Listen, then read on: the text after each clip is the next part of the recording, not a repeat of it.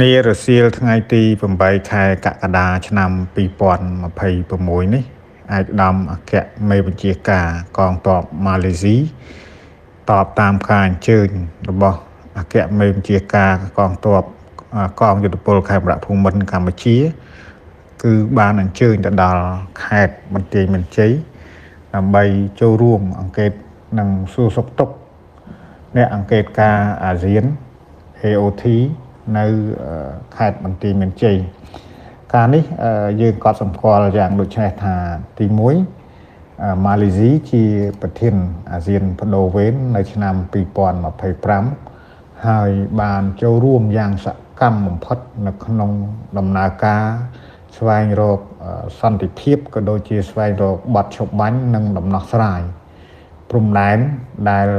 ថៃភាគីថៃបានបំពេញឈ្លានពានមកកម្ពុជាចាប់តាំងពីឆ្នាំ2025មកទល់ពេលនេះអញ្ចឹងយើងឃើញថាការអញ្ជើញមករបស់ឯកឧត្តមអគ្គមេបញ្ជាការកងទ័ពម៉ាឡេស៊ីនាឱកាសនេះបានបង្ហាញនៅការយកចិត្តទុកដាក់យ៉ាងខ្ពស់បំផុតពីប្រទេសម៉ាឡេស៊ីដែលជាប្រទេសសមាជិកអាស៊ានហើយ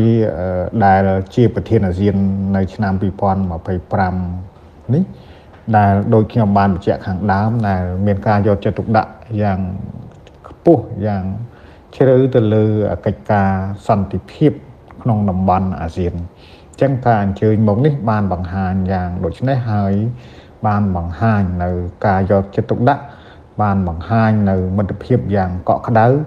បានបង្ហាញនៅការយកចិត្តទុកដាក់នៅក្នុងសន្តិភាពក៏ដូចជាសន្តិភាពតំបន់ផងដែរនេះជាអ្វីដែលយើងមើលឃើញ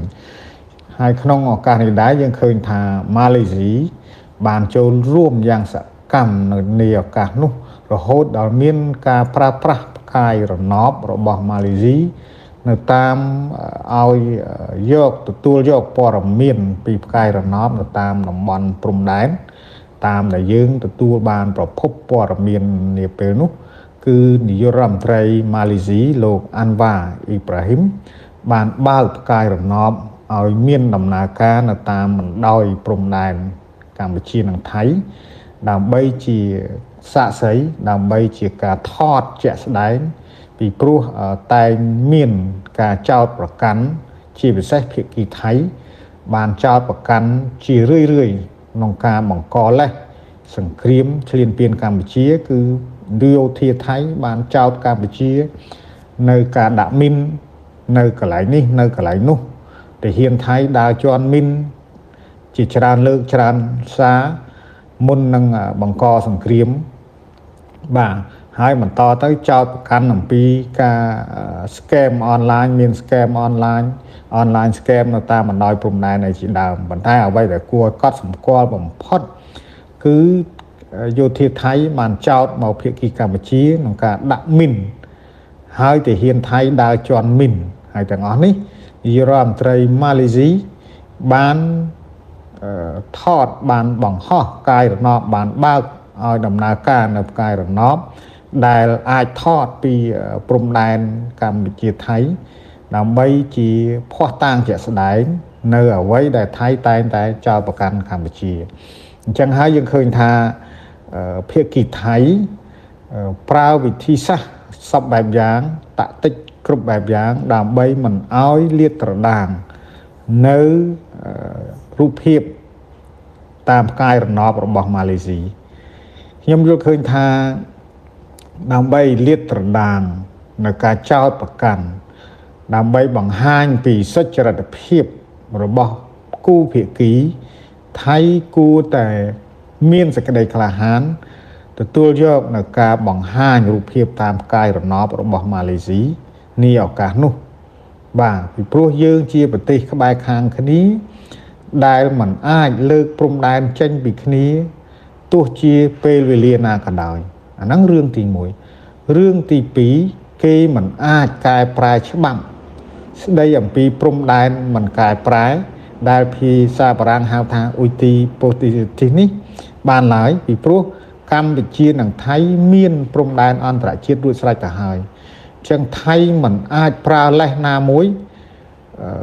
គូសវាសព្រំដែនជាឯកតោភាគីឬរំកិលព្រំដែនរំកិលបន្ទាត់ព្រំដែនតាមកម្លាំងយោធាបានឡើយពីព្រោះវាមានរួចស្រេចទៅហើយអាហ្នឹងរឿងហ្នឹងចឹងហើយឱកាសនេះខ្ញុំក៏អំពាវនាវឲ្យសហគមន៍អាស៊ានទទួលយកនៅរូបភាពកាយរណបនេះបាទទទូចឲ្យថៃទទួលយករូបភាពកាយរណបនេះពីព្រោះម៉ាឡេស៊ីក៏មិនអាចហ៊ានបង្ហាញដោយនេះដែរពីព្រោះយើងដឹងហើយថាគោលការណ៍អាស៊ានគឺគោលការណ៍កុំសង្ស៊ីអញ្ចឹងហើយដើម្បីបង្ហាញថាតើប្រទេសណាបំពេញប្រទេសណាឈ្លានពានប្រទេសណាអញ្ចឹងសហគមន៍អាស៊ានទាំងមូលគួរតែដាក់សម្ពាធនយោបាយការទូតឲ្យប្រទេសថៃនេះទទួលយករូបភាពនៅកាយរណបបាទប្រសិនបើថៃសុចរិតភាពពិតប្រាកដគួរតែទទួលយកទៅដើម្បីស្វែងរកសន្តិភាពពិតប្រាកដនៅព្រំដែននេះពីព្រោះมันអាចកែប្រែបានទេដូចខ្ញុំបញ្ជាក់ពីខាងដើមអញ្ចឹងសមាគមអាស៊ានរបស់យើងនឹងគួរតែជំរុញឲ្យភាគីថៃទទួលយកនៅរូបភាពកាយរណបទទួលយកនៅអ្វីដែលបានខិតខំប្រឹងប្រែងពីម៉ាឡេស៊ីនិងក៏ដូចជាសហរដ្ឋអាមេរិកនិងបណ្ដាប្រទេសពាក់ព័ន្ធទៀតនៅឆ្នាំ2025ដែលខិតខំប្រឹងប្រែងសស័កសស្សាំទៅលើកិច្ចការនេះហើយបើមិនបង្ហាញនៅសុចរិតភាពទទួលយកនៅការពិតទេវានឹងអូសបន្លាយតទៅទៀតហើយហាក់ដូចជាគ្រប់គ្រងនៅប្រទេសថៃដែលប្រព្រឹត្តនយោបាយឈ្លានពានបណ្ដាប្រទេសជិតខាងបាទរួមនឹងប្រទេសផ្សេងទៀតដែលនៅជាប់ព្រំដែនប្រទេសថៃដែរអញ្ចឹងហើយយើងត្រូវតែនាំគ្នាបញ្ឈប់មហិច្ឆតាដ៏អាក្រក់របស់ប្រទេសណាមួយនៅក្នុងសមាគមអាស៊ានហើយនិយាយឲ្យចំពេលនេះគឺប្រទេសថៃតែម្ដងមិនគួរបដែតបដោយឲ្យប្រទេសថៃធ្វើទង្វើស្រេចតែនឹងចិត្តដែលអាចនាំទៅដល់ការបំផ្លាញសមាគមអាស៊ានទាំងមូលដែលថ្នាក់ដឹកនាំអាស៊ានខំបង្កើតឡើងរហូតបានតាក់តែងធម្មនុញ្ញអាស៊ាននៅឆ្នាំ2008តាមខ្ញុំចាំបាទដើម្បីប្រើប្រាស់ជាសហគមន៍កំណត់ជោគវាសនារួមគ្នាប៉ុន្តែប្រសិនបើប្រទេសសមាជិកអាស៊ានមួយគោកកាយធ្វើឲ្យបាត់សម្ដាប់ធ្នាប់អញ្ចឹងសមាគមនេះអាស៊ាននេះมันអាចទទួលបានជោគជ័យទេអញ្ចឹងហើយខ្ញុំអំពាវនាវតាមរយៈនេះគឺត្រូវតែឲ្យភាគីថៃបង្ហាញនូវសុចរិតភាពនៅអ្វីដែលខ្លួនបានប្រព្រឹត្តនៅអ្វីដែលខ្លួនបានតែងចោទប្រកាន់មកលើកម្ពុជា